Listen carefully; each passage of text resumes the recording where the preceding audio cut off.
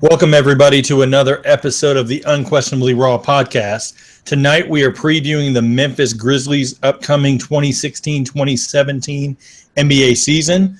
With us again is our special guest, Keith Smith. Keith, how you doing? Good. Thanks for having me, guys. Absolutely. So, Keith, going to you with the first question. As always, we talk about kind of the roster. So, looking at the proposed starting lineup, you've got, of course, Mike Conley at the point guard spot, Tony Allen playing the shooting guard, Chandler Parsons at small forward, JaMychal Green at power forward, and Marc Gasol at center. Kind of talk about each of their roles for this upcoming season and what you kind of forecast for them. Sure. So Gasol is back, seems to be fully healthy. I know he just turned his ankle the other day, but fortunately that doesn't seem to be anything too big and worrisome. Foot seems good, so great that he's back in there. He'll play the role he always has, the linchpin of the defense, setting everything, doing the communicating on the back line, as well as his solid offensive game. They're probably going to use him out of the high post a lot this year, is what it sounds like for him, and that's been something he's done quite a bit anyway, so I don't think that's going to be a big change. Mike Conley's floor general leader, as he has been his entire Memphis career, and now he has the biggest contract in NBA history. So yes, they brought him back. So, they're going to hand him the ball and let him do his thing, and he'll run the offense. And then Chandler Parsons is a guy they want to use quite a bit. The trick with Parsons is he's not healthy right now, and he hasn't been healthy for quite some time. And it could be he's questionable to be ready for the start of the season, so we'll see if he's actually in there or not. And then Tony Allen, you know what you got with him, defense. You don't want him doing too much on the offensive end. Ideally, he kind of stays away from things there, gets his points off cuts or off transition buckets. And then JaMychal Green's a guy I know a lot of people may not be familiar with him because he hasn't been a starter permanently for quite some time in the league, and so he's kind of a newer face. But what he gives them is a lot of athleticism at the position. They wanted to get more athletic, guys who could get up and down the floor and get up around the rim for alley-oops and challenge guys on the defensive end. So I think Green's going to give them that. He played really well for them last year when they had a lot of injuries. So they're really excited to have him for a different look from what they've had for years out of Zach Randolph at that power forward position next to Gasol. Mm-hmm. Absolutely. Matt, what's your thoughts on the starting five? First, we got to do it. We got to start out. Today we have Gatorade Propel, Strawberry Kiwi. Nice. That's what we got today. I agree with Keith on Conley and Gasol. I mean, you don't really got to say much. You know what those guys are going to bring to the basketball team. Chandler Parsons, I think, can do a variety of things for them. Make some shots for them, can handle it a little bit, play a little defense for them. But the key is, like Keith said, he's not healthy right now. And when was the last time he was healthy? 3 years ago? So you don't know what you're going to get from there. And I like Green at the power forward. I think Keith, you can help me out on this too. He's an upgrade defensively over Zach Randolph.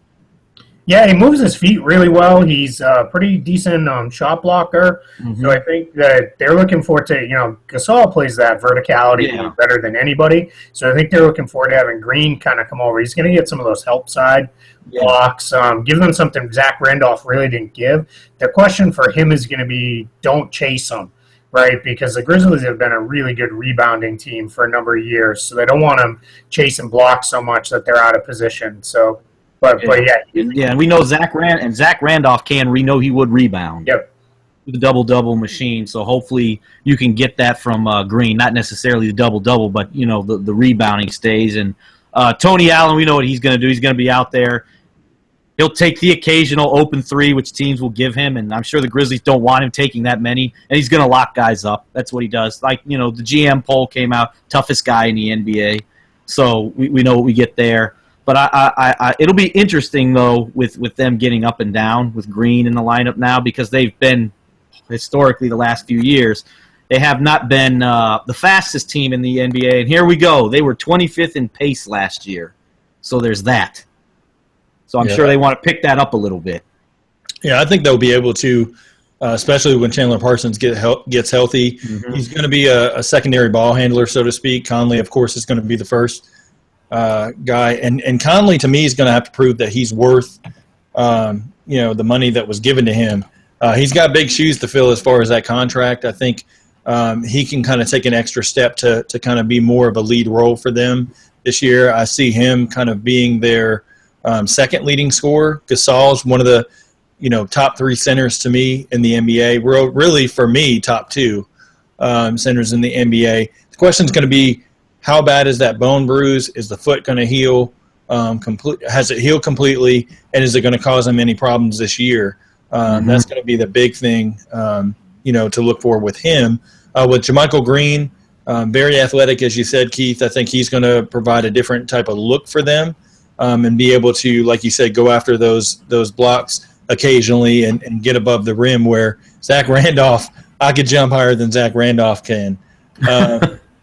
And Tony Allen, I think he's going to come out and feel a little bit disrespected on the defensive end, because he didn't even get on the vote for Defensive Player of the Year by the GMs. And I tweeted that out, saying that I kind of thought, that it was a little blasphemy on the GM's part that he wasn't even considered on the list. I could, kind of give it to where he missed games, his age being 36, and just not quite, there as much as he was. But, not having him at all is kind of crazy. So, and then with Gasol, I want to see him kind of look to score just a little bit more, especially with Randolph taking less touches or not being there to take as many touches because he's coming off the bench, and Green taking less touches there in the first unit. So going to the reserves, Keith, looking at obviously Zach Randolph, Brandon Wright, James Ennis, who came over in free agency, Wade Baldwin, their rookie, who looks like he's going to win the backup point guard spot, Vince Carter, he's still in the NBA. You've got Jarrell Martin, who they drafted last year, Troy Daniels, more of a sharpshooter, Deontay Davis, Andrew Harrison, and who basically last year they drafted, sat him in the D-League, and then Jordan Adams, if they don't end up keeping Troy Williams over Jordan Adams. What do you think of those guys? Yeah, first I want to call out, if you haven't seen it, look online at the Vince Carter. There's a picture going around of him doing the vertical jump test, and he's almost to the top of the rack, and he's, 38 years old?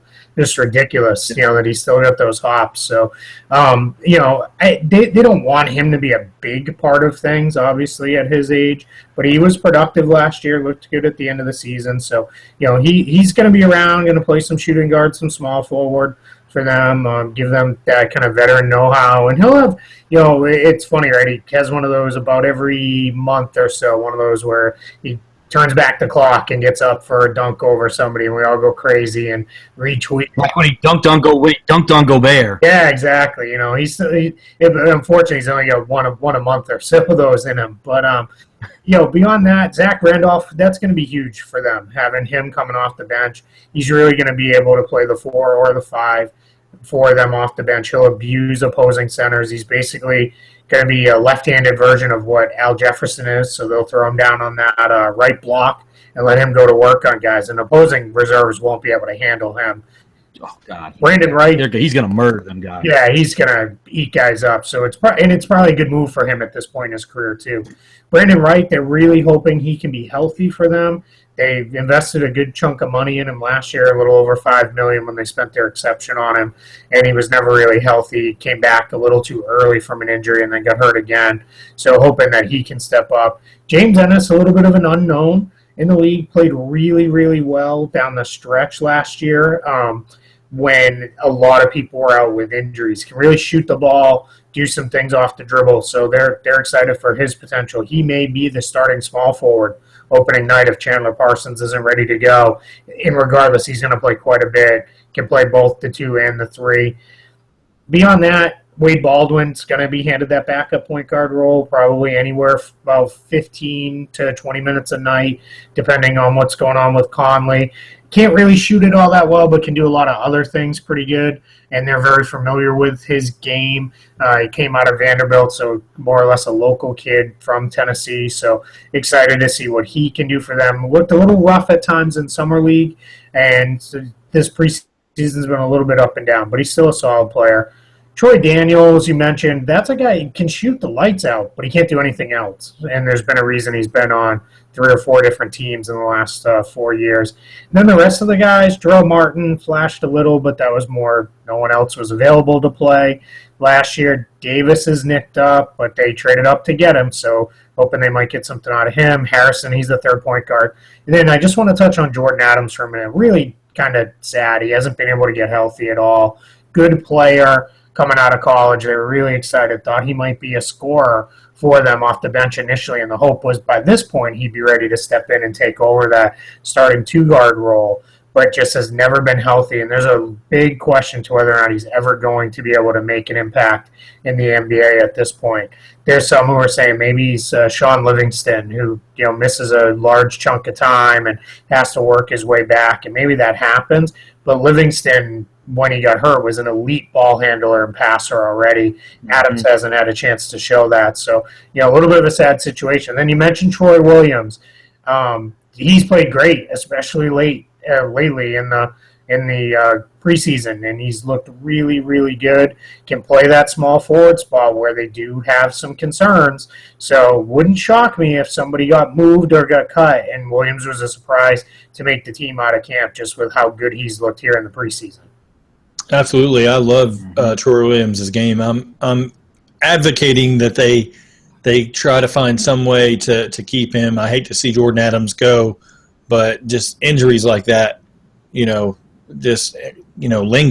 So, yeah. Matt, what's your thoughts on the second unit? Obviously, you got Zach Randolph, like Keith said, he's just going to be second units. The second unit bigs. I mean, he'll probably play less minutes this year, but his numbers may be relatively the same because he's just going to kill these second units. It's going to be funny, actually. And Brandon Wright, I got to say about this guy, I was not a fan of his coming out of North Carolina, but I got to say he really has turned into a good NBA basketball player. He's just always hurt. So hopefully, he can stay healthy. He can be that defensive big guy for him off the bench. I think Baldwin's going to be a pretty good player. He's just got to, like Keith said, he's got to work on his shooting.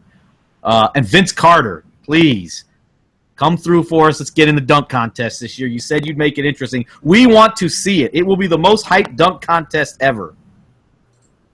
I want to see it. Keith wants to see it. Pete wants to see it. We all do. Vince Carter, let's do it. Get it done. Get it done. And the last guy... Yeah. Absolutely, you would. He can still do some things, actually, I think.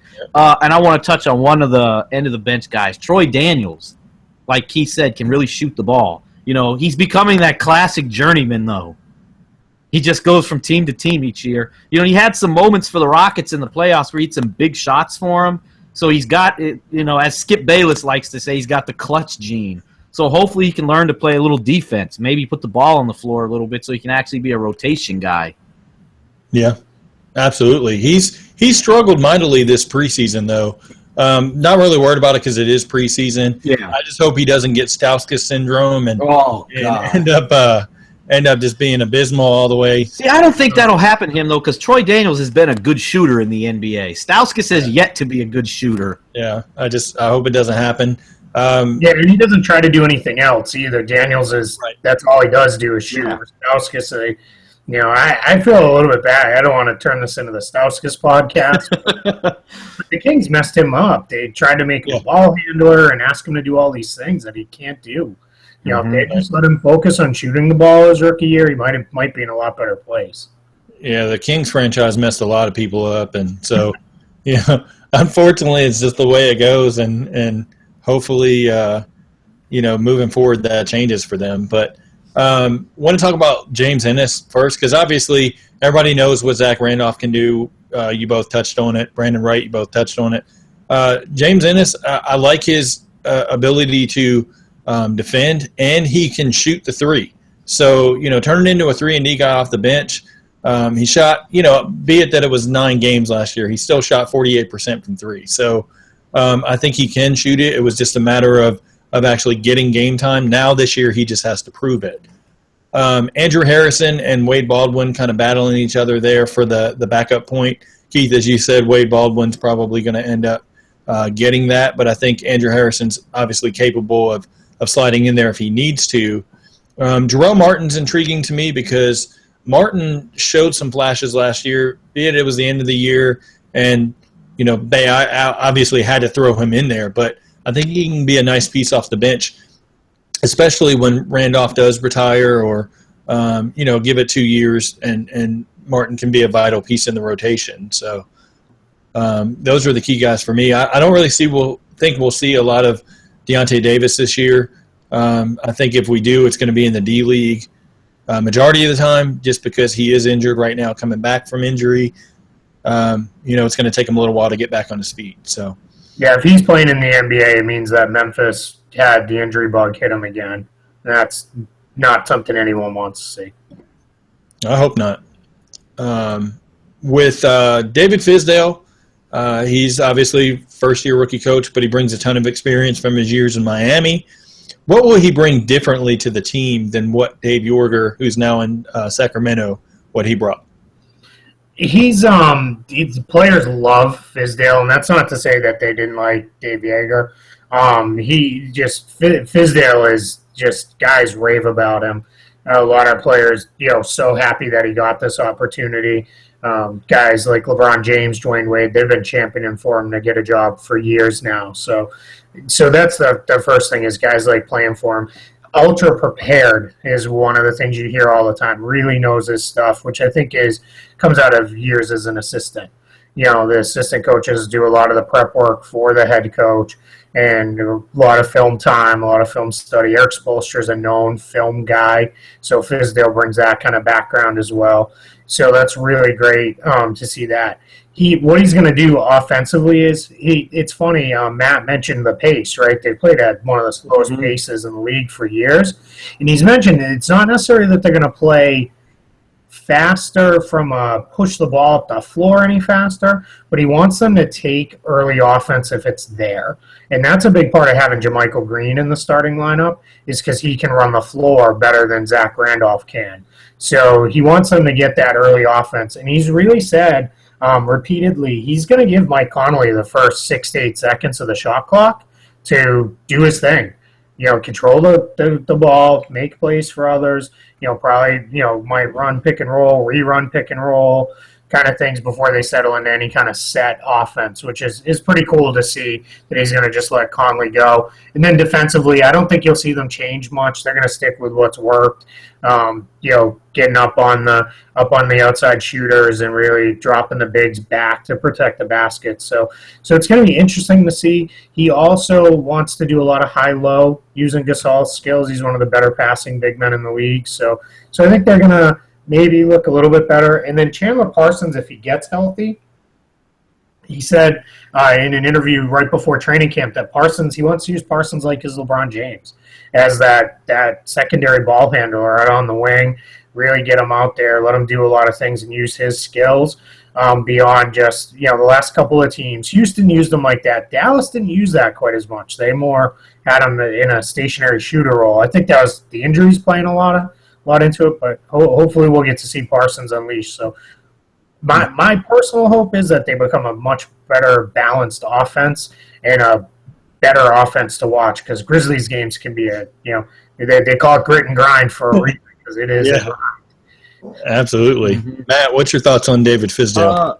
I think like Keith said, defensively they're going to do a lot of the same things. And, coming from Miami, Spo, they played a lot of defense there. So I think there won't be a lot of change there. And this team's definitely capable of being really good defensively. Although they were 20th in defensive rating last year, but I think a lot of that had to do with the injuries. Yeah. I think that's fair, especially losing Gasol, the anchor of that defense. I think that's part of that. That's the big reason.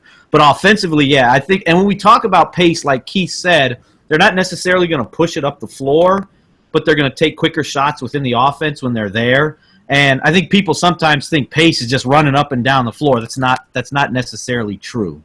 You can get up and down the floor, and it doesn't mean, but pace, if you're using 24 seconds on the shot clock every time down and you're just grinding it out, you're not going to have a lot of possessions.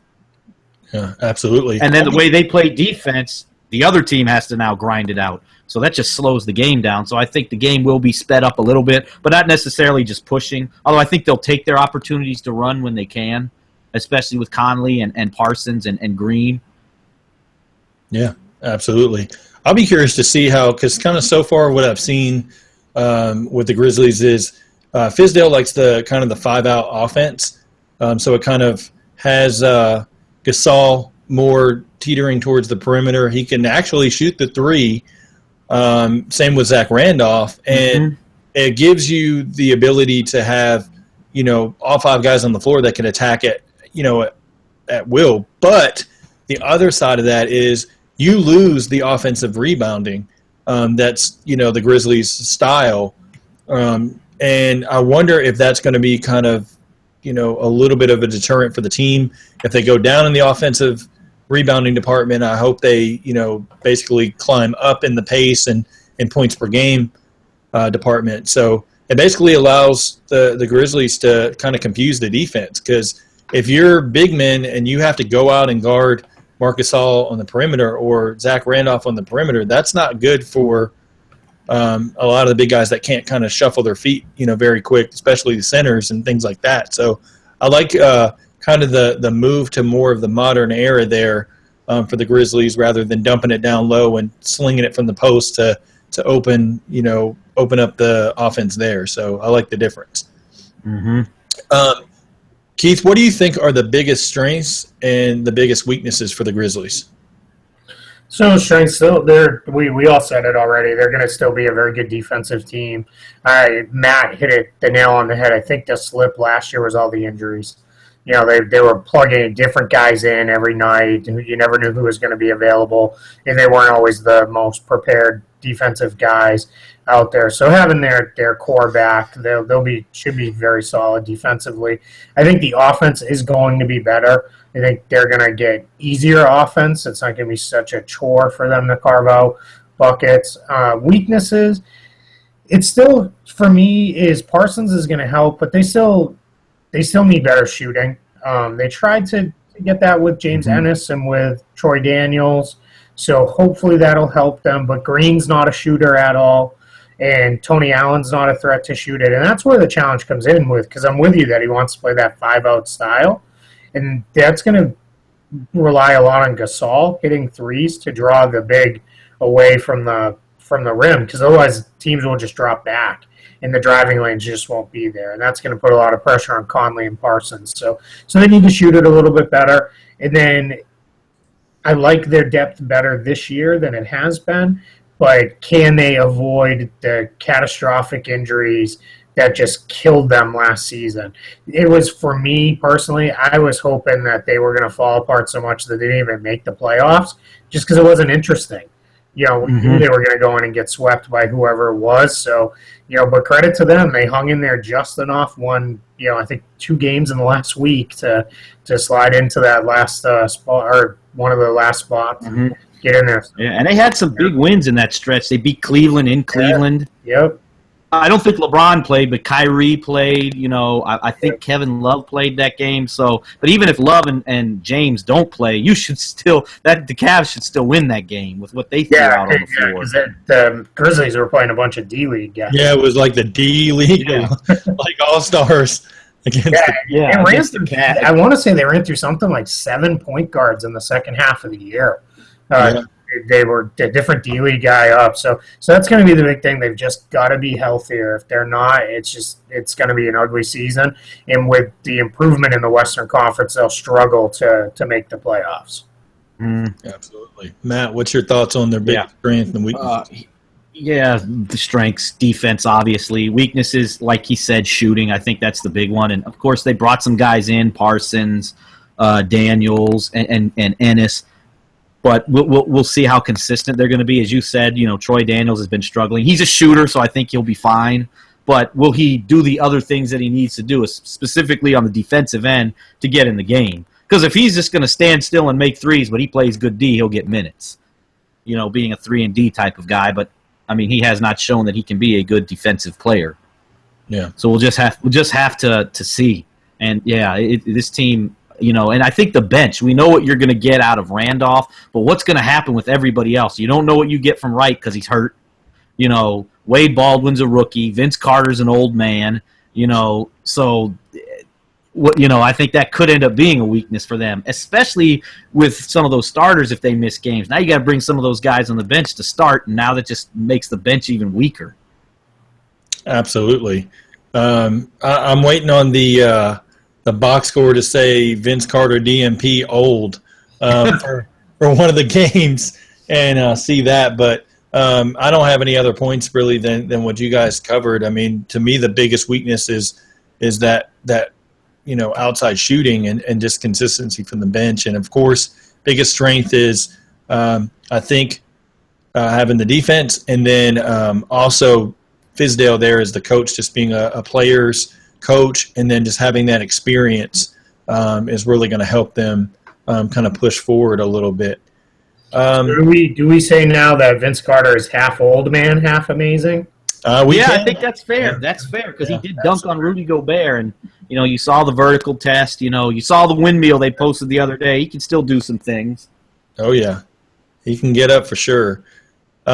Which individual player do you think is most vital to the team's success this season? That's a good question. I got to think about that for a second. I think it's probably I'm going to go with a tie between Parsons and Gasol. Gasol, with both of them, the health's a question, so I want to remove that. And I'll go with Parsons just because I think they spent a lot of money on him. They need him. They need his shooting and his playmaking. So I think he needs to be there and ready to go for them to be what they want to be. I'm going to assume Gasol can get back to the level he was at. So I'll go with Chandler Parsons. Okay. Matt, who do you think? I mean, obviously, you can go with three guys, I think, with Conley, as he said, Parsons, Gasol. So I'll take Marc Gasol to be different. I don't think you can go wrong with either of the three if you choose one. Gasol, obvious reasons, what he gives you offensively with his passing, and then he anchors the defense. I mean, him missing games last year, you saw where they were in defensive rating at the end of the year. It was 20, the bottom part of the league.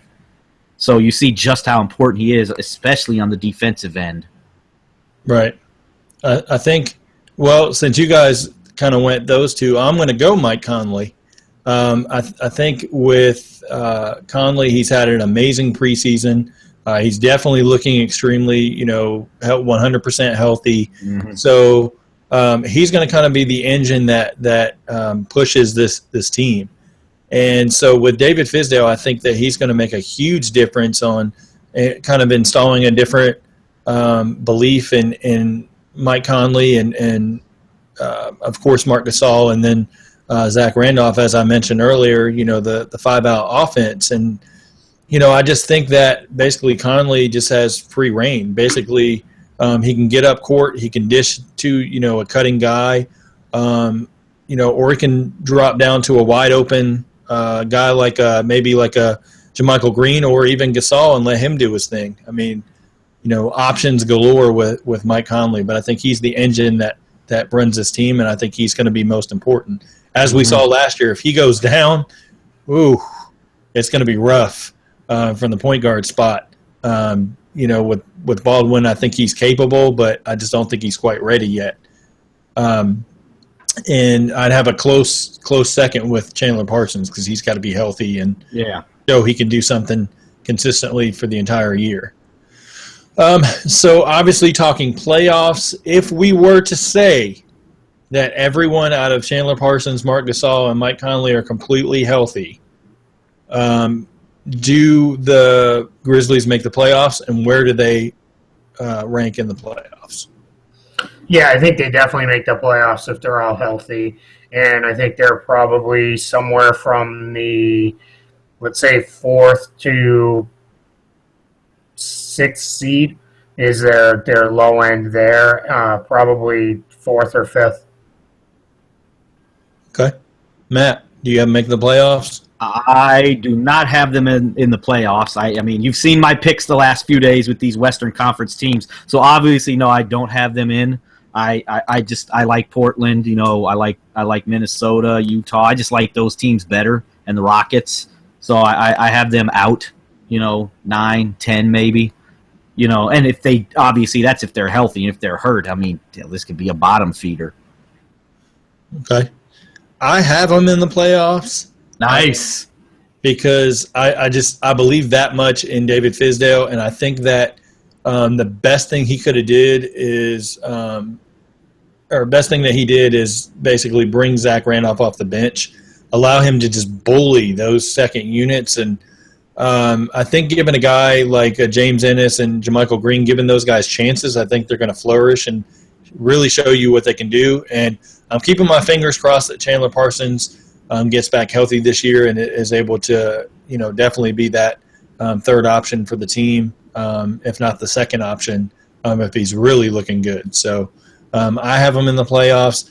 I haven't really decided yet how I'm going to break down the 6, 7, and 8th range, but I've got them right there in that 6, 7, and 8 range. I don't think they have quite enough to push, for that 5th spot right now, but, things could change as we get closer to Monday for our prediction show. So we'll have to see.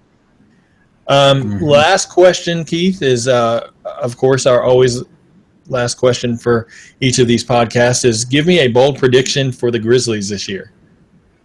So I'm going to go with everyone stays relatively healthy. Yes. They gave Mr. Moore due to rest, and that they finish 4th or 5th, avoid the Spurs and Clippers for a change in the playoffs, and they win at least a first-round playoff series. Nice. Okay. Nice. Matt. Well, obviously, you see I don't have them in the playoffs. So my bold prediction, Vince Carter, slam dunk champion. I love it. Oh, okay. Okay, nice. Yes, I think he's gonna, I was talking to Byron about that earlier today. Byron thinks he can win it. I do too. Vince Carter, slam dunk champion. He'll be 40 when the dunk contest happens. He wins it. Wow, that is crazy. Yeah, if he And can he win won't be available for the rest of the season. I think I think he has to do it though, because I mean, what's he playing for? He's not winning championships. Go out there and entertain the fans. We've wanted to see him in it again, and people are going to be hyped for it. I hope he does it. Yeah, I think it'll be good for the NBA. Get him, Gordon, Zach LaVine again. Get Wiggins in there. Hell, let's have some fun. Yeah. My bold prediction, I think Mike Conley steals a spot on the All-Star team. I think he finds a way to slide in there and steal one of those spots. And Kobe's gone, so that spot's open. Yeah, I mean, you never know what's going to happen in the West. It's going to be tough, but I think he kind of pushes enough to be able to secure one of those spots. So definitely looking forward to seeing it. 2 All-Stars. What now? I hope so. He's being paid like he's 2 All-Stars. Yeah, basically. And you know what? Also, Dirk's probably not. I don't think Dirk gets in this year because I don't think there'll be a playoff team, and he's old and barely got in last year, so I think that's another spot that'll be open. So that's 2 spots. I mean, there's going to be some spots open on this All-Star team this year. We could see 2 or 3 new guys on. Yeah, we Devin could. Booker. Booker. No. I don't think Booker's quite there yet, but we'll see. We'll see. Hey, you don't rule out the fan vote. He'll be in the World Game. Whatever, if they bring Yeah, that he back. will be. He'll definitely be in that. He will definitely be in that. And probably the three-point shootout again if they're smart. He held his own against the studs of the NBA last year. Yeah, he'll be all right. I think There's a chance All-Star Weekend turns into the Karl Anthony Towns full-all coming-out party. Hey, last year I wish we would have done our preview last year for it maybe we did do it, remember? And I did pick Towns for the skills challenge. I did pick him. Yeah. I hope they do that. That was a my lot pick. of fun. Yeah. When he won the thing. Yeah. It's different, to say the least, big man being able to handle the ball like that. So kind of puts to shame some of the guards. It's like, wow, really? But that's going to wrap us up for our Memphis Grizzlies 2016-27 preview. Thank you again, Keith, for being with us, and let everybody know where they can find you. Sure, you can find me on Twitter at Keith Smith NBA, no spaces, KEITHSMITH NBA. You can find my written work at realgm.com and todaysfastbreak.com, as well as Celtics-specific coverage at celticsblog.com. And then you'll see a lot more coming out with me. We're a week from full opening night when everybody's up and running. We get a full slate of games, so less than a week till the first set. So excited about that. And that's really it. Hit me up on Twitter and ask questions if you got them, and I do my best. I promise I read everything. I do my best here to respond to as much as I can. Great. Matt, I'm going to you, but instead of letting it, well, you can let everybody know where to find you, but I think they know by now. But Yeah, I want we you don't to have to throw do out that. your prediction for the Cubs game tonight. Tonight, I think the Cubs are going to get it done. You know, they're going against Arias today for the Dodgers, young pitcher. I think they'll get to him. And then you got Lester going for the Cubs tomorrow night, so I trust John Lester. So I think they'll get up 3-2, and they get 2 games at Wrigley. Cubs to the World Series. Nice. Against the Cleveland Indians. I don't know if Cleveland won today, did they? They were playing at 4. I don't know. I'm not sure. Game should be close to over. Yeah, game should be close to over if it's not already They did over. it. They But won 3-0. wow. Okay, so yeah, Cleveland's in the World Series. Yeah. We got 2 teams. It could be someone's curse is getting snapped this year. Yeah. I hope. Definitely root for the underdog. So, but just to let everybody know, they can find all of our replays on YouTube. You can find this episode, of course, all our other season previews. Go like the page, subscribe to it, and leave us a comment or two. Also, go to iTunes. Put us, give us a 5-star review.